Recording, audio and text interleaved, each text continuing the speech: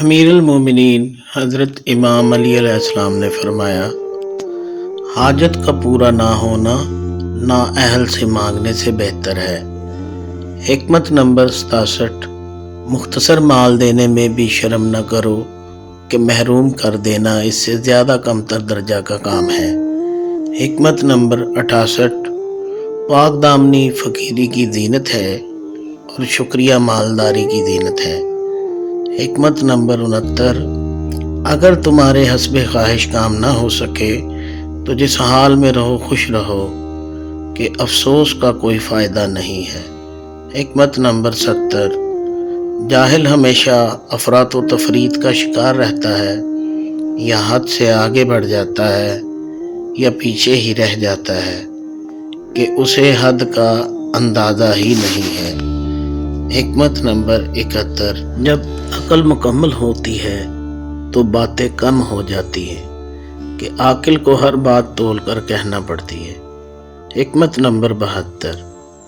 زمانہ بدن کو پرانا کر دیتا ہے اور خواہشات کو نیا، موت کو قریب بنا دیتا ہے اور تمناؤں کو دور۔ یہاں جو کامیاب ہو جاتا ہے وہ بھی خستہ حال رہتا ہے، اور جو اسے کھو بیٹھتا ہے وہ بھی تھکن کا شکار رہتا ہے۔ حکمت نمبر 73۔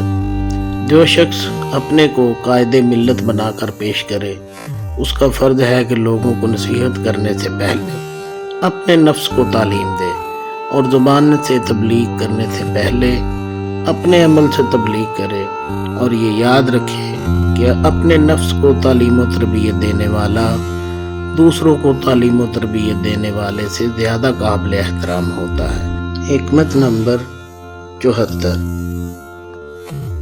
انسان کی ایک ایک سانس موت کی طرف ایک قدم ہے۔ حکمت نمبر 75۔ ہر شمار ہونے والی چیز ختم ہونے والی ہے، یعنی سانسیں، اور ہر آنے والا بہرحال آ کر رہے گا، یعنی موت۔ حکمت نمبر 76۔ جب مسائل میں شبہ پیدا ہو جائے تو ابتدا کو دیکھ کر انجام کار کا اندازہ کر لینا چاہیے۔ حکمت نمبر 79۔ حرف حکمت جہاں بھی مل جائے لے لو، ایسی بات اگر منافق کے سینہ میں دبی ہوتی ہے تو اس وقت تک بے چین رہتا ہے جب تک وہ نکل نہ جائے۔ اللہم صلی علی محمد و آل محمد۔